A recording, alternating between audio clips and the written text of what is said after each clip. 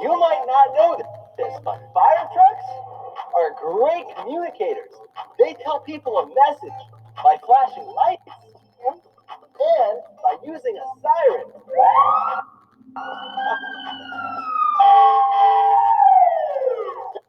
That message is, get out of the way. I'm Dr. Jeff, and today on 3-2 Wonder, we'll learn about communication over distances. Let's explore.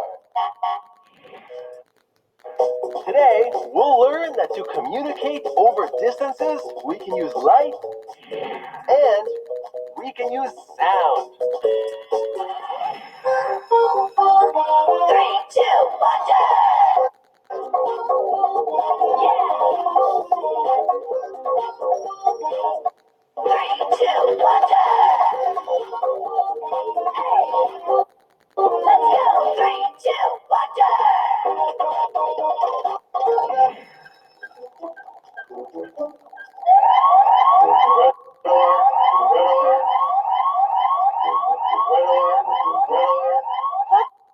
Dr. Jeff, what's the alarm for?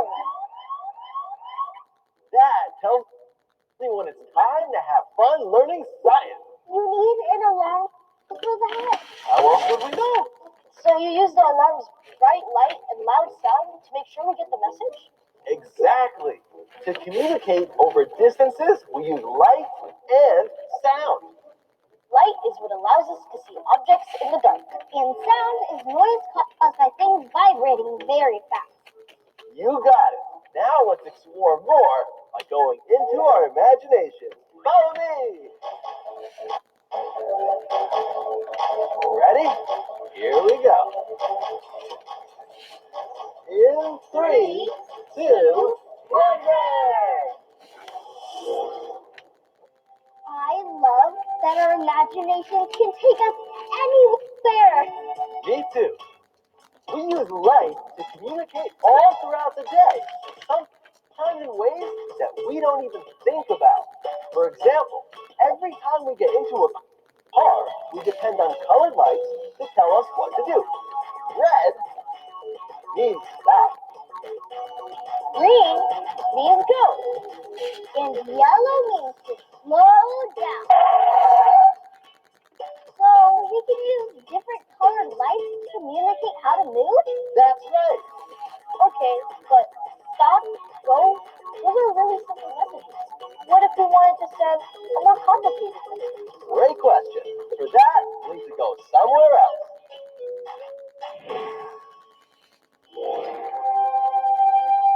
This place is so awesome. It is. Light can be used to communicate over distances. You mean like a lighthouse? Or when your parents flash their car's headlights to let you know that they're waiting? Those are both great modern examples. But people have been using light to communicate over distances even before cars were invented.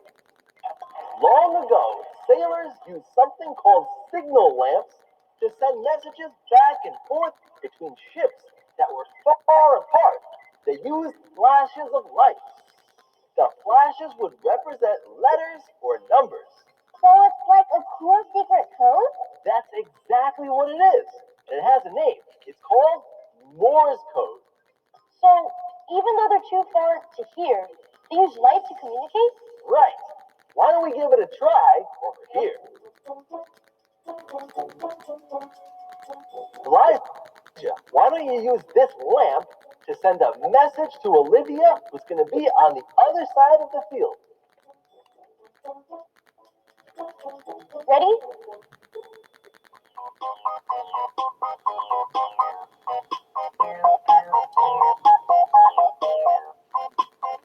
In Morse code, a short flash followed by 2 long flashes communicates the letter W. Ready for the next?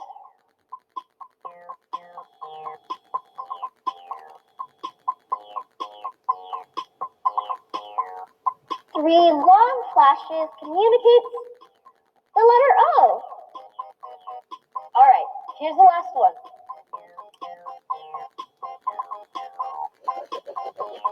Short, long, long is another W. So W-O-W. It spells wow. Now we can see how light communicates a message over a distance. Is light the only way we can communicate? Actually, we can also communicate over distances using sound. Can either of you think of how we use sound to communicate over distances? I'm not sure. That's right, Elijah. Talking is a great example.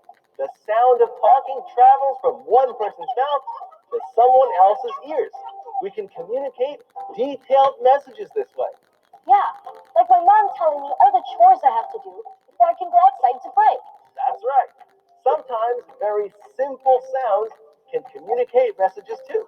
What kind of sounds? To find out, let's play a game. I'm going to play a simple sound, and you're going to hear it, but not see it. Let's discover if you can understand the message. To play along, just close your eyes and listen carefully. Here's the first sound. Try to guess the message.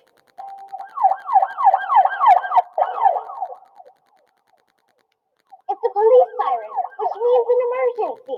That's right. Let's try another one.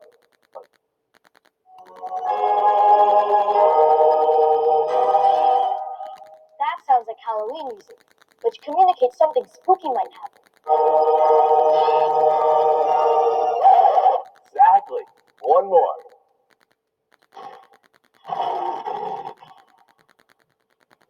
That sound means run as fast as you can. You heard that, right?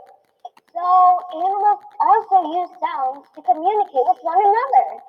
They sure do. For example, a cricket chirping is a sound used to tell other crickets where they are. And when you hear a bird singing in the morning, it's telling other birds where it is. And now it's time for you all to get hands-on with communication.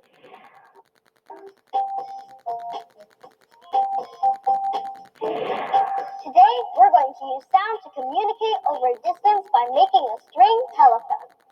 You're going to need 2 paper cups, some string, 2 paper clips, a pair of scissors, and a pencil.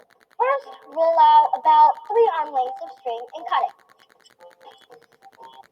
Then, ask an adult to lend a hand and use a sharp pencil to poke a hole in the bottom of each cup. Thread the string up the bottom through the hole in each cup and tie it to a paper clip to keep it in place. Hold the string tight. Then, you and your friend each takes one of the cups and move apart from each other. Remember to keep the string tight. Now, let's try to communicate with sound and through our homemade string telephones. I'll go first. Yes, I heard you, but how are we able to communicate over just a piece of string? Sounds are made by vibrations. The vibrations made when I talk, then vibrate down the string and come out into Olivia's cup, which lets Elijah and me communicate over distance with sound. It's fun to communicate with vibrations that are transformed into sound over distances with you. It's fun talking to you. Oh, I got it. Now you all can try it yourself.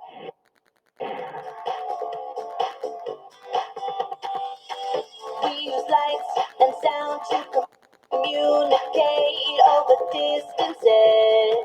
Like a ringing bell, a siren, or a flashing light can send us messages.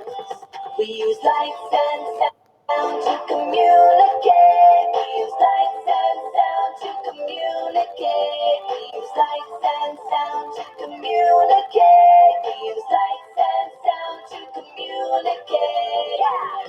We use lights and sound to communicate over distances. Like a ringing bell, a siren, or a flashing light can send us messages.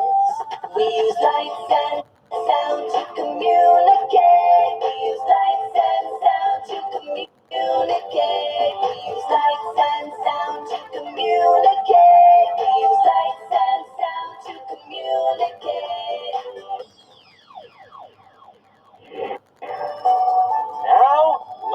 review. We learned that light can help people communicate over distances. And that sound can also help people communicate over distances too. And now you know. Until next time, I'm Dr. Jeff. I'm Elijah. I'm Olivia. Remember, always question, always wonder.